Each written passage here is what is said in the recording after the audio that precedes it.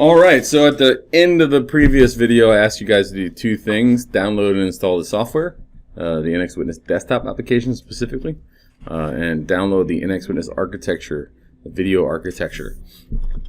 So, to do that, click on one of these links. For downloads, you're going to take it to my.networkappers.com. If you don't have a profile already, you're going to get asked to sign up. If you do have one, which most of you guys probably do, you just go ahead and sign in.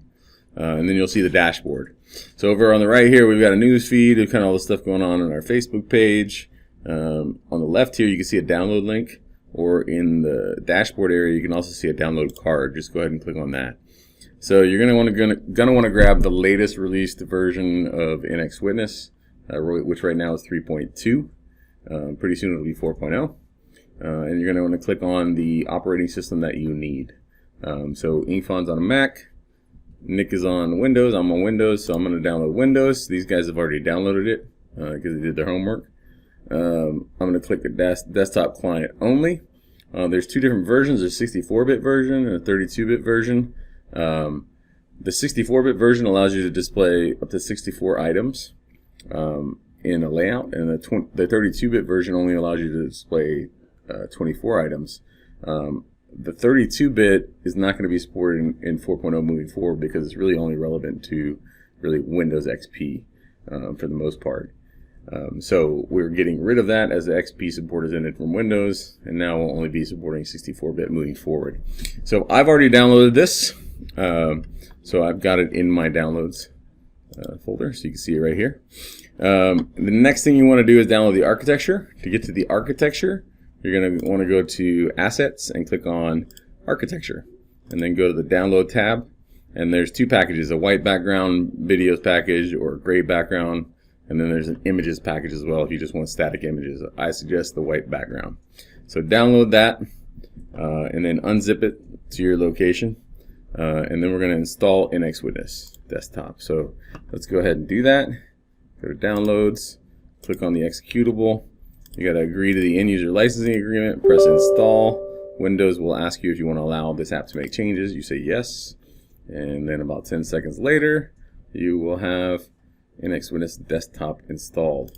And go ahead and press the launch button, and it'll ask you again if you want to allow this app to make changes. Say yes, and you can see now NX Witness desktop has been installed. If you see any servers or anything like that come up when you're installing desktop, you're in a classroom environment, or if you're in your office or whatever, don't worry about it. Just ignore it for right now. Okay, so the next thing you want to do is click on the hamburger menu. So Nick and Ingfon, click on the hamburger menu, go to Browse Local Files. You are now in what we call media player mode. All this mode allows you to do is use the desktop client like a media player, kind of like a VLC. So you can play back all sorts of video files and image files. So we're going to open up the architecture now. So remember where you've unzipped the architecture to. Go to Open, click on Files, and then navigate to where your architecture is. And then you're going to want to choose NX Witness logo all the way down to 16. Right? And press Open. So you're going to open up all these videos. They're not going to be in order right now. No problem. What you're going to want to do is rearrange them like I'm going to do right now. So follow along, make sure yours matches mine, and you'll be good to go. All the gray ones are going to move to the right. Those are our developer tools. So any of the APIs, SDKs, all going to go to the right. Third-party via cloud, third-party local, NX Cloud's going to the top. Video resources go to the bottom, control resources go to the bottom, desktop, mobile server API, cloud admin goes to the top, storage management there, web admin here, and move them all together. Move them all together, you're going to want to press Control on Windows and scroll. On Mac, I think it's the Command and scroll, so you can move the windows apart and move them together. So Nick actually created this video architecture here so people could understand really how the architecture of the system works. So once you've gotten this done, you're good to go. And we're going to start discussing the architecture itself. So keep this open on your desktop. I'm going to have it open on mine on a second screen as I'm going through the presentation. It'll help keep you guys kind of centered on what we're talking about. All right, so this is the system design video, right? So 5 minutes in, right? So system design video. So what we're really going to go over is the architecture of the system. So real briefly, looking at the architecture you have in your layout, right? There's basically 4 levels to this, right? There's the cloud layer for NX Cloud and the Cloud API. There's the clients, which would be your desktop, your thick clients, your desktop application, your mobile application. You've got thin clients or browser-based clients like the NX Cloud Admin and NX Web Admin. Then you've got your server level, which is on the 3rd level. And that's really where the metadata SDK comes in. It fits into the server section as well. And then at the very bottom, you've got the different types of devices that the system controls itself, right? So just going through these briefly, because we're going to go through them in a lot more detail here in a few minutes. I just closed out of my window. Give me a second. Pull my video back over here. All right, so open up that video architecture. Double click on the desktop. Since we're in desktop, let's start with desktop. So double click on NX desktop in your architecture and zoom in. So the NX desktop is the application we're using right now. It's a rich media browser, that's what we call it, with a flexible grid interface, and it's designed for operators to be able to connect to, view everything in a system, and then manage a single system. Right, so the desktop only supports 1 client connection at a time. We'll get into that a little bit later. It's for Windows, Ubuntu Linux, and Apple Mac OS X. Right. Double click out of that. Right. Once you go to the desktop modes, the desktop can be used in multiple ways. So video wall mode, media player mode, and it can even be used as a screen recorder on Windows. Right. Click back out of that. The mobile application is a thick client application for Android and iOS devices, and it's used for connecting to, viewing, and interacting and controlling system devices while you're on the go with your smartphone, right? Back out. So the server application. The server application is a lightweight media server application, and it's responsible for adding, like finding different devices, and connecting to them, and then managing all the system resources. So in the server application itself, and we'll get into this a little bit more in detail later on, you've got a local database. It's an SQLite database that manages all the information and configuration for the system, as well as it manages all the traffic in the system. It's basically the brain of the system, right? So you cannot have a system if you do not have the server application. Server Hive. Server Hive is the group of servers that form a system. So a server can be one system, or a system can be one server, or a system can be many servers. In 3.2, we say maximum number of servers without talking to us is somewhere between 20 and 50, depending on what the hardware it sits on is. In 4.0, that scalability is going up a lot higher, going to be 100. But the server hive, when you install multiple servers in a system and you link them together, you merge them together into a system, they communicate in real time, right? So any configuration changes you make in the system, automatically that configuration change almost instantly gets updated on every single server in the system. And that allows us to do some pretty cool things like automatic camera failover, video wall functionality, changing layouts in real time for operators. A lot of cool features that come along with this, right? All right. Server web admin, NX web admin on the left on the third row, right? The web admin, also called the server web admin, is a browser-based interface when you connect directly to a server, and it'll allow you to view video, view live and recorded video, check on the server status, the system, make some system modifications, and it's really more of an administrator interface, to be honest. But it can also be used in environments where you want to share a video or you get an email notification you want to view in the browser. You could also use it that way, right? For people who don't want to install the software. All right. Cloud admin. Let's go to cloud. NX Cloud. So NX Cloud is a public cloud application. Do you guys know the difference between public cloud and private cloud? Aoife, Nick? I'm assuming a public cloud isn't password protected and available wildly No. for other people to join. No, nothing like that. So a public cloud is a cloud application that's available via the internet. Okay. So it means it's publicly available. If you're on the internet, you can access this cloud service. Okay, so anything built on AWS or Microsoft Azure or any of the hosted clouds or Google Cloud, right? Anything that's built in a public cloud location is considered a public cloud application, which means it's accessible over the internet. A private cloud would be like you have a big data center, like let's say Apple has a data center and they build an application that uses that data center, but it's only available to people on the Apple network, the corporate network. That's a private cloud because it's not internet accessible, right? Even you can have a private cloud that is internet accessible, but it's not for public use. It's for like a specific company, right? So it's kind of like a system that you put in place for you, meaning you run it. Whoever owns it runs it, right? Public cloud application means I'm using someone else's infrastructure to run it, right? For the most part. All right.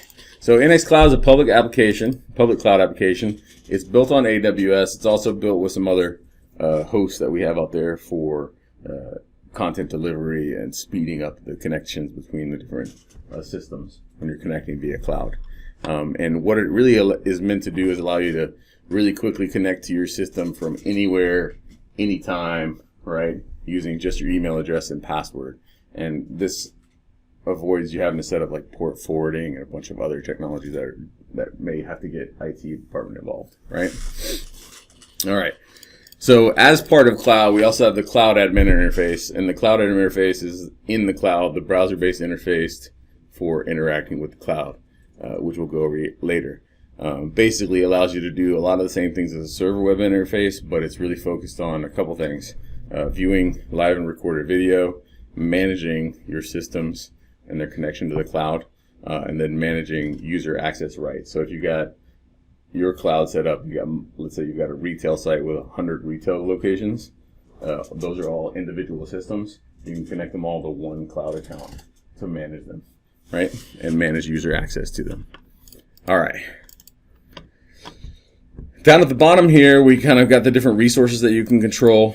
Storage management. NX Witness automatically discovers local hard drives, can connect to any network storage location. So hard drives being HDDs, SSDs, SD cards, basically anything that's available as a local storage. And then network attached storage as well, with Samba NASes. And then using the storage SDK, you can even integrate kind of non-standard third-party storage solutions, things like Veracity's Cold Store, which if you're not familiar with it, you should look it up because it's pretty cool. In terms of video resources, the types of resources that the system can discover and manage, you've got IP cameras, you've got encoders, you got RTSP streams, you got UDP streams, you got HTTP streams, you got virtual cameras, which are body-worn cameras, and you've got a video source SDK that even allows you to integrate things like third-party NVRs and DVRs, right? One of the things we'll talk about later is dual streaming and adaptive scaling. This is kind of this is the way that NX Witness manages video resources to keep everything super snappy, and we'll go over that a little bit later. And then there's control resources. Control resources being something you want to use to control devices in the system, or some integrated devices, right? So for control devices, what you're really looking at is joystick. We support Axis joystick for controlling PTZ cameras. I/O devices, again, Axis P8221 is an I/O device. We also support Vantech I/O devices. We have web pages built into the client. Remember, it's a media browser. So it can not only do offline videos and images, it can also do web pages. But the web pages part, you have to be actually connected to a system to utilize. We've got audio in and out, so you can have microphones that can record audio for operators. Again, you can play out sound from the video from the system into speakers. And then we've got, again, the video source SDK that allows you to integrate kind of third-party devices that have IOs on them as well, like Fire or Alarm, for example. Okay, so the last part is the development tools. We'll briefly go through this. The key part of the development tools really is Server API. The Server API is a REST API that allows developers to interact with the system using HTTP API calls. If you have a developer and they work on the web, they probably know what a REST API is, and they'll be glad we have one. The metadata SDK. This is new in 4.0, so it's not actually in 3.2.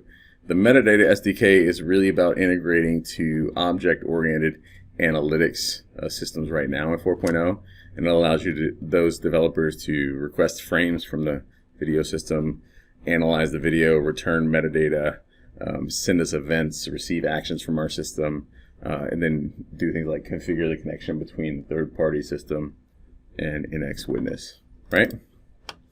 And then we got third-party local. So these are just an example of some of the types of locally connected third-party devices and systems that you can connect with our SDKs and APIs: traffic management, fire emergency, drone access control, fleet management, third-party video systems, etc.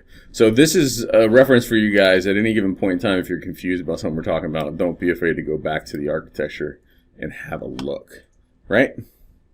All right, so moving on, right? Back to the presentation. So we just went over the architecture. And now we're going to go over the individual features real quick. So again, desktop, rich media player, Windows, Ubuntu Linux, Mac OS, right? Server, media server for discovering, adding, and managing system devices and resources. Windows, Ubuntu Linux, and ARM, and some ARM and Debian flavors like Raspberry Pi, Banana Pi. We can support custom ARM boxes, but ARM has a requirement for testing for speed. So if there's generally ARM doesn't have really good driver support for ARM chips. So most of the time an ARM box is kind of custom built with custom Linux version on it. So a lot of times our software can be installed on it, but it needs to be tested and certified before it can be used. So the mobile application, again, iOS and Android. We support a lot of versions of this, so even if you got an older phone, it should still work pretty well. And then the cloud layer, which is going to be supported on any browser: Chrome, Firefox, Edge, Safari, right? And then our developer tools, which we went over briefly, right? So that's a general system overview, right? Now, in terms of the types of devices that we support, we went over them briefly, but here in more specific detail, IP cameras, right? The system, the software was created originally specifically for managing IP cameras, right? So in the late 2000s, you had a bunch of different camera companies that had different protocols and different SDKs, and it made it really difficult for software companies to integrate cameras, right? Because each one of the cameras had a different SDK. So you had to support all these different manufacturers and all their different SDKs. So some of the companies got together. It was like Bosch and Sony. I don't remember the rest of them off the top of my head. Axis. And they basically came up with this ONVIF profile. ONVIF. And it's an open, interactive, basically a standard way of doing an API, right? So ONVIF Profile S is the way that you connect to and manage IP cameras. And with ONVIF, NX Witness is able to discover probably and stream and work with 99% of the cameras out there, right? That being said, ONVIF is a self-declared standard. So that means if you develop a camera and it's ONVIF, then you say, I'm ONVIF. Okay? But with self-declared standards, some people don't do full on diff. They do partial on diff. And so as a result, our guys are constantly tweaking what we call our on diff plugin to make it compatible with different versions or different types of flavors of on diff that are out there, right? So one thing our guys are pretty good at. The other way to integrate with an IP camera is to do native integration. So we do that with major manufacturers like Axis, right? Like Dahua, like Hikvision, because they have such a large footprint on market share. And the benefit of doing a native integration is you get more control over like what this camera can do, right? So there's that. There's encoders, same thing. Encoders are basically devices that turn analog signals into digital signals, right? So if you got an old analog camera system, you want to replace it or upgrade it, you don't have the budget to replace everything.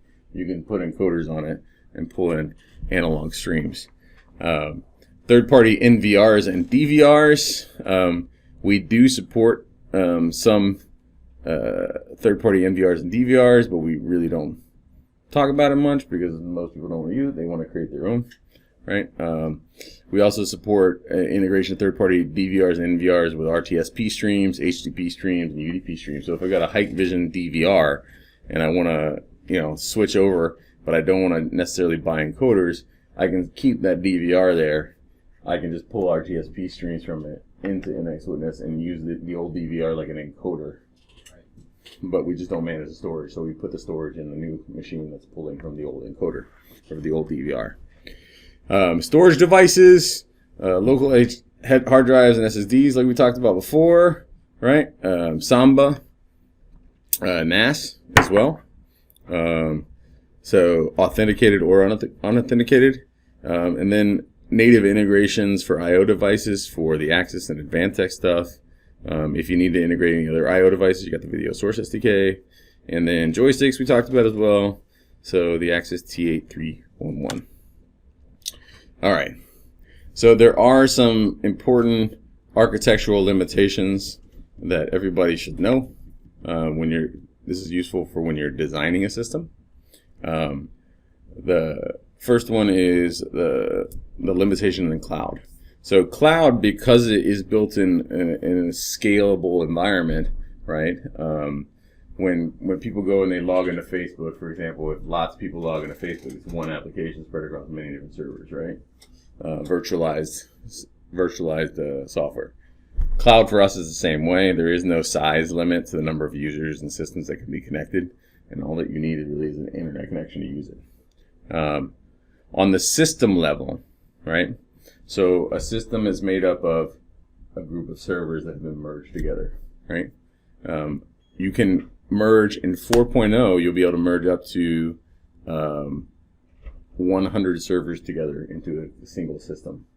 So on the server level, you're talking about 128 cameras per server, right? So that means that with one system, you could have a lot of cameras.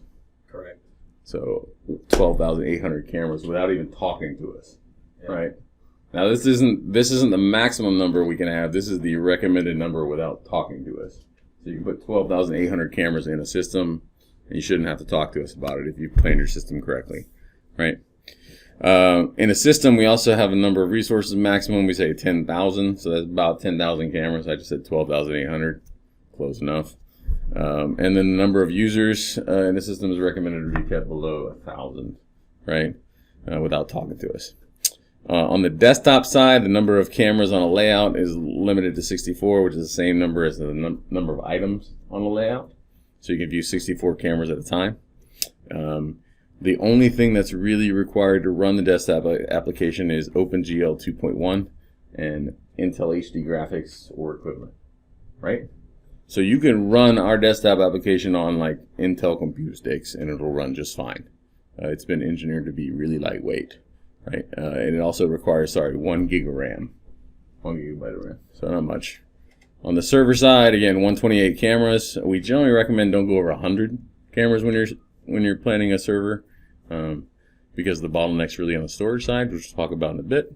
And then the number of concurrent clients. That means the number of people connected to a single server at the same time, right, is recommended to be less than 100. On the server, you don't require any technologies other than 1 gigabit of RAM, right? So there is no prerequisite software whatsoever. Now, there's always exceptions to these rules depending on the environment you're installing in, but for the most part, these are pretty consistent. If you're unsure, you can always reach out to us on support, and we'll give you some tips during your design process. All right, so a couple key kind of features that we're going to go over that are system-wide.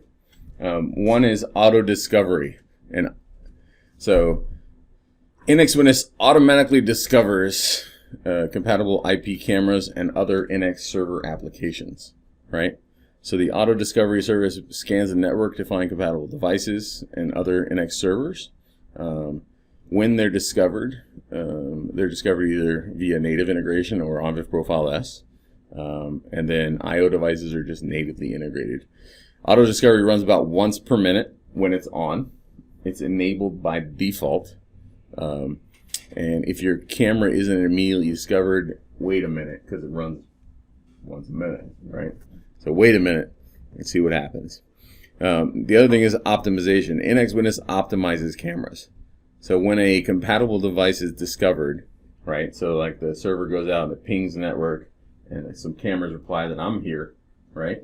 And assuming it has like a default username and password, we'll go ahead and install an OnVIF profile on the camera. And the profile basically tells the camera, I want this resolution, this quality of bit rate, right? This quality of video.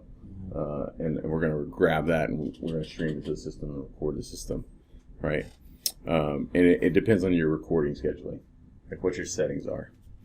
The last thing is you can turn these settings off.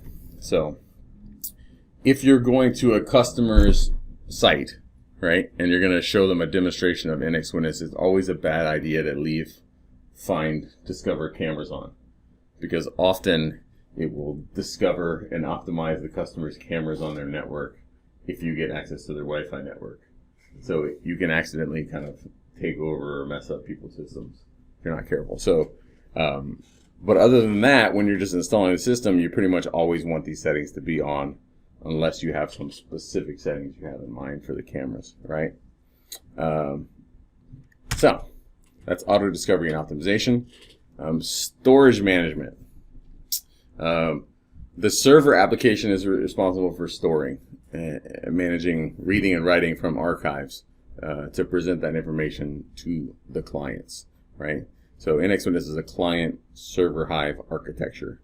And so what that means is the clients connect to servers to manage the system. So your web browser is a client server client as well, right? Your web browser connects to servers on the internet. It gives you back the information you need, right? So for storage management, the server application writes captured streams to all available locations concurrently. Okay? What that means is if I got like 4 hard drives in my system, and maybe 2 are 2 TB and 2 are 6 TB, then as they fill up evenly, right? So it doesn't write the same amount of data to each one. It writes the same. It writes concurrently, meaning it'll fill up 10% at a time. So it'll send. So if you got 6622, right? You're talking about 16 gigs total, right? And then it'll take 2 divided by 16. What's that? 1/8. 1/8 of the video will be written to the 2 terabyte drive, and 1/8 of the video will be written to the other 2 terabyte drive, and then the rest of the 3/8 of it will be written to one drive, 3/8 will be written to another at the same time, so that they fill up at the same rate, kind of like you have, like you're filling up water, right? So it's going to fill up congruently. And the reason we do that is so that we don't, a lot of the older hard drives, for example, they may not have the throughput of the newer drives, because the newer drives are designed to be bigger, take more data, handle more data, right? So using all the drives evenly. In general, the more drives you have when you design a system, then the better the read-write speeds are going to be, right? Because you're not running into a bottleneck. When cameras move or failover occurs, because automatic failover is a built-in feature in NX Witness. So when cameras have been moved by an operator, or a failover occurs on the storage, occurs, the storage on the original server is not going to be available, right? Now, if that server's offline. So if a server's offline, the archives that you recorded previously are not going to be available because the server's offline, right? When it comes back online, they will be available again, right? If you drag and drop and move cameras between servers and the servers are both online, the storage is going to be available. We never care where the video is stored. It's always indexed. So even if you're moving cameras around servers, the playback's going to be seamless. But in case one of the servers goes offline, just remember that archive is offline, so you're not going to be able to see that archive in your desktop client, right? If you move a drive, let's say you have a piece of hardware that's failed, that had the server application installed, and it has some recording on it, right? And that whole machine, just like the motherboard, blows up, and you just got to move the drives to a new machine. You can move the drives and re-index the archive, and all the video will come back, right? Now, you won't get the motion archive, but we'll be explaining in advanced training on how to get the motion indexing back. But right now, when you move those drives, you can get the recordings back, but you're not going to be able to search motion until you move the motion index. Okay. Finally, storage backup under storage management. Backup storage, which we'll go over later, is used just like active storage. And that means that the server will look for footage in both the active storage location and the backup archives during a search inquiry. So in the situation we just discussed, if a server is offline, has gone offline, right? But let's say it's been backing up every day, well then as long as the video you're searching for is on the backup archive, you'll still be able to see it even if that other server is offline, right? Because the storage is still available in backup. So we treat backup like an active storage location when storage is missing when it's being queried, right? All right. Another key technology is adaptive scaling. So NX Witness servers always grab 2 streams from the IP camera if possible, right? Unless you have a real old IP camera or a real low-cost IP camera, most modern IP cameras will provide multiple streams, or will be able to provide multiple streams. So NX Witness installs that ONVIF profile, and it says, okay, give me 2 streams, right? The first stream is the high resolution or the primary stream. It's typically the highest resolution and frame rate that a device can support. So if you've got a 2 megapixel camera that can do 30 frames per second, your primary stream is going to be 2 megapixels and 30 frames per second almost every time, right? And then we're going to grab a low res, or what we call a secondary stream, and it's going to be below 720p. We generally ask for 7 frames per second as opposed to the full 30 frames per second. And we use that secondary stream for smart motion detection. So our smart motion search only works when you have secondary stream, right? Unless you force the server to analyze a high-res stream, which is bad for your CPU usage and everything else. So that is why you have a low-res secondary stream. Now, there's a couple benefits, right? One is the smart motion, which we already talked about on the secondary stream.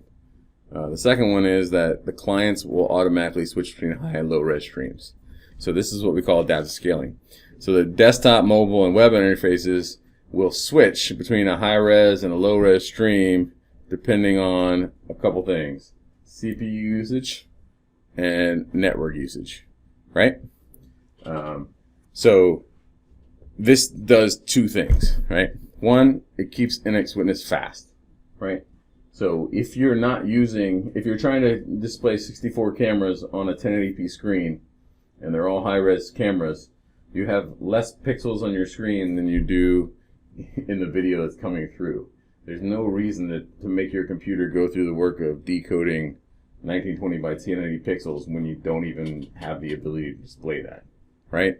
So that's one thing, is it keeps it really snappy. So it'll automatically switch between those low-res streams depending on what you're doing on your screen, right? The other one is it prevents frame loss. So in a situation where your computer may be struggling with decoding video, or your CPU or your network is not keeping up, right, with what you're trying to request, and the server notices that frames are being dropped, then it will switch to the low-res stream.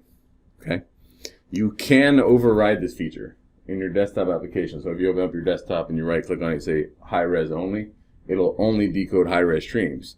But you're going to see a hit to your CPU usage and your network usage when you do that, right? Yeah. So you could potentially make the whole system really hard to use, right? Which is kind of like what the older systems do. Yeah. Right? Okay. Transcoding. Server applications running on high-performance CPUs. Not really high-performance. Basically, anything that's not an ARM. Right?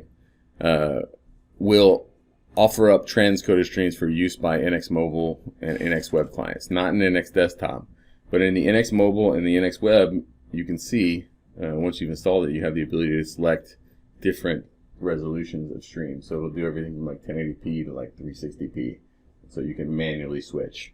And this allows you to manually switch in situations where maybe you're not getting the best image quality that you want, right? So you can switch it over. Or the speed, right? Final kind of thought on this slide is adaptive scaling. It works, right? Don't override it unless you really need to. If you do override it, you're probably going to hear clients complain about CPU usage and stuff like that. Yep. Remember, you're decoding high resolution video, right? As a video designer, I mean, you know, when you render lots of video, you need a beast, right? Yeah. I mean, yeah, you're going to get bottlenecked by the CPU. Right. You're going to run into a problem, and it's going to become less snappy. Usability is a big focus for us, and we kind of insist you leave this on unless you really need to. Yeah. All right. Another important thing to think about when you're designing a system is the bottlenecks, right? Where things are going to break down. If you think of video like water, right, running around, you're going to need enough pipes to handle the water, right? You got water pressure, you got all those things. Video is very similar. So the ways that you can avoid bottlenecks, or what are the bottlenecks that you see and how to avoid them, right? Network usage, network bandwidth. Right, when you're planning your system, make sure that you build enough network capacity. Nowadays, cameras are high res, high frame rate. You need to calculate how much you're actually using. Usually, a gigabit network is going to be plenty, right? If you think about it, your average kind of 1080p camera comes in at around 3 megabits per second. Yeah. So if you got a gigabit network, talking about 300 cameras. Really, yeah. Really, before you start to hit anything. Yeah. But in a 10 gig, you're talking about 3,000 cameras. But you're not gonna want to put this on like a shared network resource where you're killing the network, right? Yeah, you can be on enterprise level at that point. Yeah. So plan a separate network for your system if possible. CPU usage. NX Witness decodes the desktop client only uses the CPU, right? So we do not use the GPU. Okay?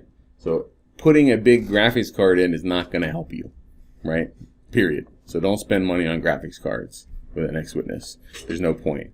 Generally, an Intel i5, like a quad core or equivalent, is recommended for a decent experience. You can run it on stuff, and it'll run really well, even on lower end stuff. But in general, try and plan on one CPU core for every 2 or 3 high-resolution streams that you want to be able to decode, right? It's a good rule of thumb. Storage. We talked about this earlier. We write to all storage drives congruently. Okay. RAID is something that has been used a lot in the past in security surveillance to try and, because you don't want to worry about data loss, video loss, but with failover built into NX Witness, it becomes less of an issue. And the fact that we can run on really lightweight hardware, so you can buy more server hardware with more storage and have no single point of failure and be perfectly fine. And at most, you'll lose 20 to 30 seconds or maybe a minute of video in a failover event, right? So the RAID is not really recommended because RAID will slow down your read-write speeds, right? And you may get errors. Now, if you have an expensive RAID card that handles everything just fine, it won't be a problem, right? But in general, you don't need RAID unless the customer has specified it, is my opinion, right? Drives, the faster the spin, the faster the information is going to flow. So if it's 7,200 RPM versus 5,400 RPM, don't use cheap drives. Use drives like Seagate Skyhawk, right? They're engineered for this stuff. They're Skyhawk surveillance. They're meant to be used in a read-write video environment. To help you plan, right, we have what's called the NX calculator, the system calculator. So if you click on that link, and you can open up the system calculator, right? And we will go over this in a few minutes, but this allows customers to basically plan out what's their storage and their network requirements, so that they can give this to their own IT department or to their customer. If you're an integrator, you can present this to your customer and it'll tell them exactly what they need, right? All right, so just a real simple architecture on the next one to kind of recap it. This is a single server system architecture, right? Or sorry, a single system architecture. So this is one system connected to NX Cloud with server hive, with desktop and mobile attached to it, with downstream IP cameras, storage peripherals, third-party dev tools, right? And so NX Cloud is made for proxying connections, user management, sharing access. The system is made up of one or more servers. Servers synchronized in real time. We've been over this, right? Server hive, we went over that as well. These are your desktop and mobile clients, and these are your downstream devices, right? So if you look at the next one, we're looking at multi-system architecture, multi-server architecture, right? In this one, you've got system in on the left with a couple servers and a server hive, right? And then on the right, you've got in plus X. That means there's as many different systems as you want to connect. And this shows you how everything connects up through cloud. One thing you'll notice here is that the same desktop and mobile applications are in the middle, right? You use the same application to connect to different systems. The only difference is for mobile and desktop, you can only connect to one system at a time to manage it.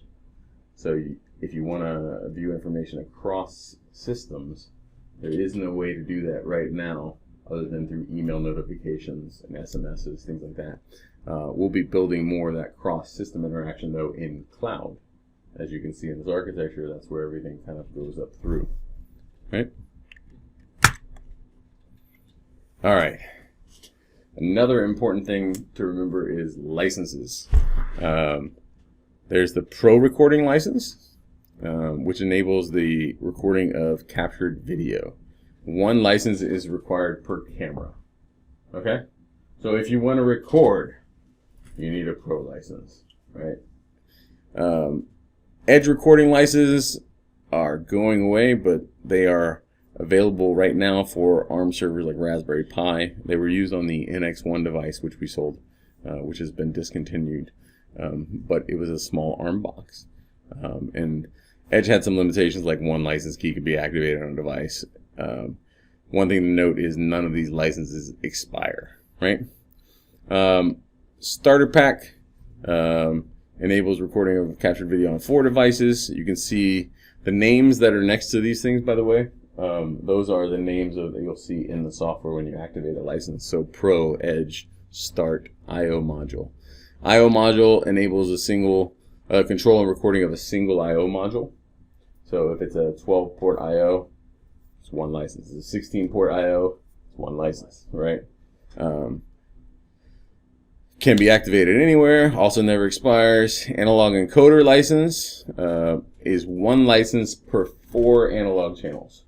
Okay, so, and we did that because, hey, analog cameras are low resolution. And if you're moving from an old analog system to a new digital system, we're going to try and help you out, right? Video wall. One of the modes of NX Desktop is video wall mode, where you can control it remotely. Video wall enables 2 remote monitors to be controlled. So one license for every 2 monitors, okay? So if you got one PC with 2 monitors connected to it, it's one license. If you got 2 PCs with 2 monitors connected to it, or with 2 monitors total, it's 1 license. Right? If you got 10 monitors and 4 PCs, it's 5 licenses. Yeah. And then timed license. Timed license is a new license we've introduced. That is an expiring license. You'll see it when you activate your trial license. It'll give you 30 days for 4 cameras for 1 month. And time licenses work just like pro licenses, but the difference is they expire on a specific date and time. One thing to remember is that licenses are always activated on an NX server, and they're tied to the hardware they have been activated upon by the use of a hardware ID. The hardware ID is generated by the software. It looks at different things on your computer, the motherboard manufacturer, the RAM, the NIC, the MAC address, and it kind of crunches all that together and creates an ID, right? It shifts from time to time, but in general, when you activate a license on a specific server, it is now on that server. In 3.2, we introduced the ability to deactivate licenses and move them. So now that's a possibility, but you need an internet connection to do that. Yeah. So, I have a question. yeah. We called it license channel. So does channel means just like can I understand license key? The channel means like for me kind of confused sometimes. One channel to like one camera. Yeah, it's just the way it's written right now. It's a key. It's a license per camera. Okay, so a channel is considered like one, right? Mm-hmm. So a channel of video is one camera of video or one stream of video. Does that make sense? Okay. So I'll go through and make it easier for the next people. All right. Regarding the software release cycle, so there are basically 4 different versions of the software that come out. There's an alpha release. This is internally released and tested here at NX. It comes out usually 4 to 6 months before a release. That's given to the people like me, like our sales guys, and they give our own internal team feedback on what the alpha is. So we get the first look at the initial features as they're coming out to give feedback on. Then there's a beta version. The beta versions are available externally. So when we have a new beta version of 4.0, for example, Inkfon takes it and Nick makes graphics for it, and then I'd write an explanation, and we put it up on my NX, and you guys can download it, right? Betas may or may not be feature complete. That we usually have like 2 or 3 betas, and we add features as the features are finishing QA and testing, so that they can be used externally. Betas undergo at least 12 to 16 weeks of regression testing, so 3 to 4 months of testing by our QA team before they get release ready. The release is when builds for all operating systems are complete and the features are complete, right? We will put out a release, and then we will wait usually 2 weeks, and then we'll send out a note update, and in your software you'll see a little update pop up that says this release is available now and you can upgrade the software, right? Usually it happens 2 weeks afterwards. And the final one is patch. Patches are builds that are created to address specific tech support issues, and sometimes there are some custom projects like features that are not QA'd but are required for a specific customer or a specific project. The key point for you guys is never install a patch unless our support team tells you to, right? The monthly patch is always available on my.networkoffice.com because it is a what do you call it? Continuously updated. So like every previous patch gets rolled into the next patch. So sometimes you may be instructed to use the patch, but if no one has instructed you to use the patch, just stay away from patches, right? Cool. All right. So that's the general overview of some of the architecture and some of the key kind of technologies. In the next section, we're going to go into the client application, and we're going to look at playing with actual demo system. So before you go to the next video, and this is a long video, it's like 50 minutes, but before you go to the next video, go ahead and make sure you got the desktop application installed, which you should already. And then you can connect to our demo system, which I'm going to jump into directly in the next video. So.